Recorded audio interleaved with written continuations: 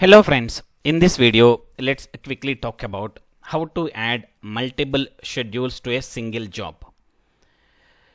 First of all, what is a job? So job is nothing but whenever you want to run some certain statements automatically based on some schedules. So SQL job helps you to run based on the schedules. So in this video let's quickly talk about I'll create a job, then I'll go for the schedules. So it's a very easy job I'm going to create now. So let's quickly go here. First let me go to the job, how to create it. So just to create a job I need a small example. So I am planning to insert a data into this particular job table. So name of the table is job itself, which is having two columns. One is ID, second one is create datetime. Here ID is a identity column, create datetime is a manual entry. Okay, so I want to insert in the job itself. So let me quickly create a job here. So right click and click on new job. So probably you know how to create a job. Let me quickly create it. So test multi-schedule job. So I'm just keeping the name as just a meaningful name I'm giving, test multi-schedule job. So let's keep like a description also I'm keeping as it is. I'm keeping an enabled here if you see. Okay, so here I'm keeping as uncategorized.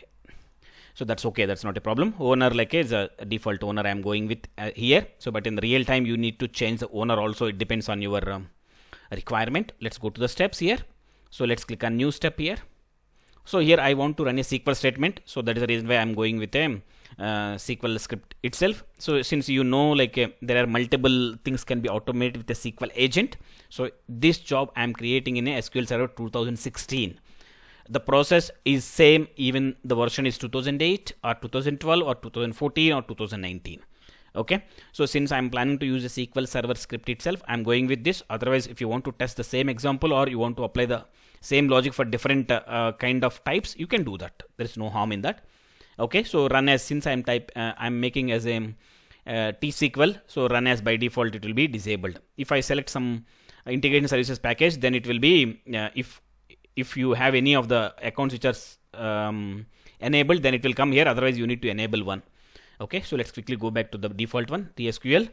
Okay, let me just cancel it and click on new once. Yeah, okay, click on new. Since I got the script, since I selected that SSIS, that is the reason why it's coming. I rather than removing manually, I just moved it. Okay, so I want to go with it, and run as is by default I'll go with this. Now database. So since my table is in sample database, let's select the sample here. Since I am the owner of the database on the database server, that's the reason why I'm able to see it. Okay, so let's since I made it as a I already created a table, so let's put a insert into job table which I showed you, values, comma. So I'm going with a get date. Since I already told you ID is an identity column, so I don't need to provide any value to insert, so it automatically comes from the SQL Server identity and seed. Okay, so now the get date is there. I'm just simply inserting. I want to show you the difference between the run and run. That is the reason why I taken as a created date itself. Simply I'm passing get date also. Now let's quickly go to the advanced. So I don't have any other steps in the same job, so let's select the quit the job reporting as success. So why you need to select is job might expect the other steps which are there. So that is the reason why by default it will come with a go to the next step. Whenever it is success, I'm selecting quit the job reporting success. And on failure of the action, so by default it comes with a quit the job reporting failure. Or there are cases where even though a job is failed, you want to go to the next step, you can do that. It's up to you. Okay, so let's I just selected only this. I'm going with the default action, and there are one more action for success. So you can even quit the job reporting failure even though it's success. It's up to you. Okay, here also even though it is failed, you can just end up the job with a reporting success. It's up to you. Okay, so let's quickly come back. This is a final statement which I kept it. Okay, and I changed this, only these two. Okay, quickly come back, click on OK, and that's it. Step is also enabled. Step is also perfectly created here. Now let's go to the schedules.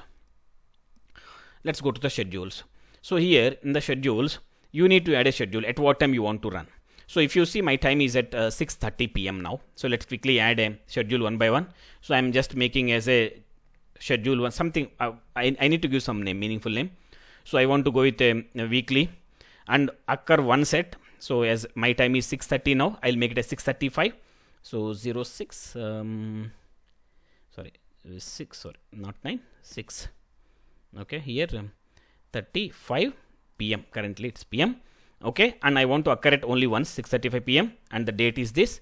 Okay, so let's click on OK. This is and it runs on Sunday. Click on OK. Next, I want to add one more schedule.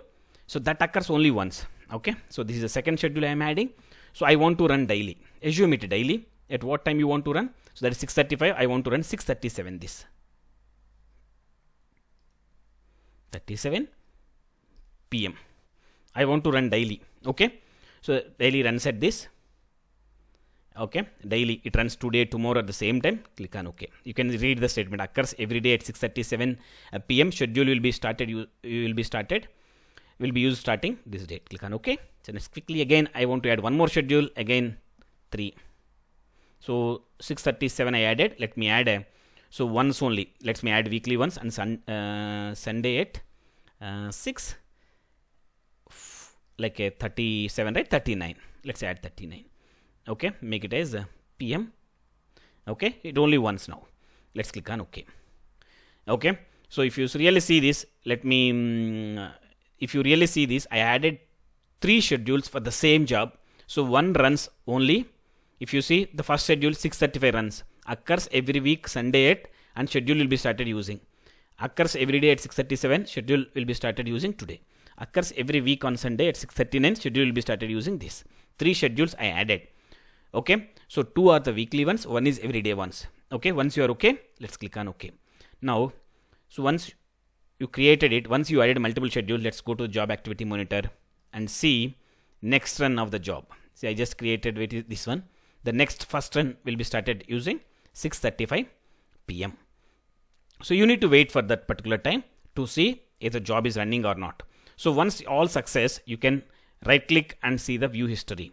So currently it did not perform any single run. That is the reason why window is empty. Otherwise, you would be having couple of entries. This 6:35 is success, 6:37 is success or failure, 6:39 is success or failure. You can see that. Okay. So let's click. Just wait for a while to see those schedules in the job. So before that, let me just run the select query and see, is the table having any data? No, currently it is empty. Let's wait for this particular schedule to run, then see the either data inserted or not. Yeah, if you see this, the job has succeeded at 6:35. You can just simply right click on the particular job and click on view history. You can see that. So job has been succeeded at 6:35. Then you need to wait for the second schedule. So these are the schedules does not have any fixed interval. I scheduled on my need basis. Okay, let's quickly come here and to the table and see, is there any data inserted here? Yes, you can see the data. So the data has been inserted at 6:35. Okay, so these schedules are not like a currently like a separated with a fixed schedule. So I randomly kept the schedules.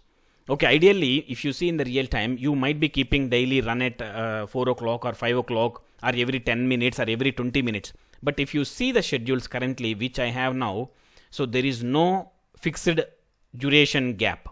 It is running 6:35 today, tomorrow again 6:35, next 6:37. There is no like 2 minutes here, but again here 2 minutes, but I randomly kept the 2 minutes gap. It's not something I kept like this.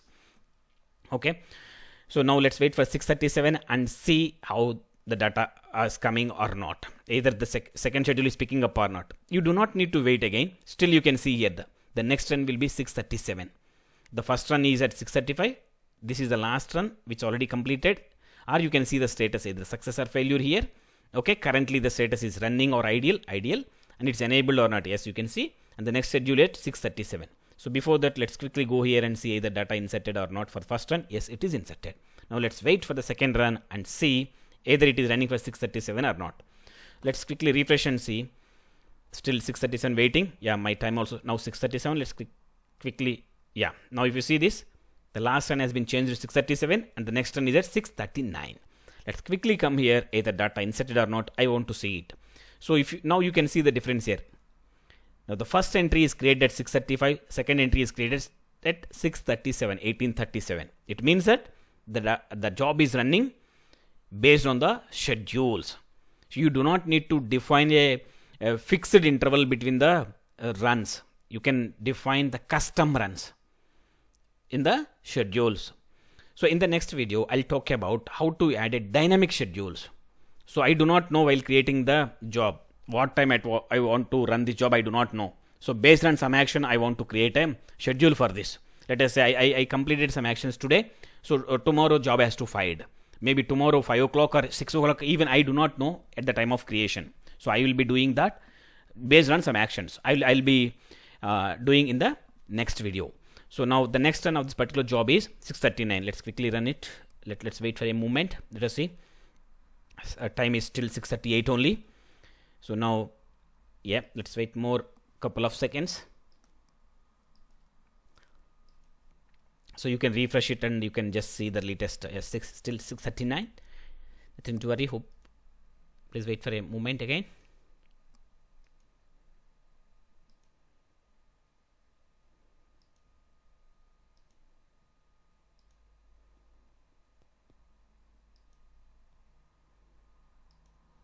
So I want to show you the next run of it, because since I scheduled only 3 runs in today, so what would be the next run time I want to show you here. There's a reason I'm waiting, otherwise the run might be the same.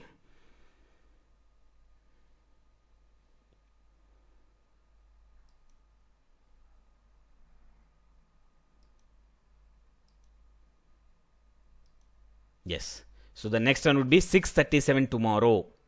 Okay, so if you see the schedule of it, let me quickly go to the properties. I'll show you why 6:37. What about the 6:35? So if you see, just quickly view history. Okay, so 6:35, 6:37, 6:39. Why it is not showing the next schedule is at 6:35? See, it is showing 6:37. Why it is? Let me quickly go to the properties and let me recap. So in the schedules, in the schedules here, if you see for 6:35, I made it at only occur once at. That is the reason why it is not showing as the next schedule. Tomorrow it won't run for 6:35 and it won't run for 6:39. It runs only on the 6:37. So this is how you can do. You can add multiple schedules to a same job without any specific interval. Okay, so that's all about it. In the next video, I'll talk about how to add a dynamic schedule to a particular SQL job. That's it. Thank you for watching. Please like and subscribe for more technical videos. Thank you.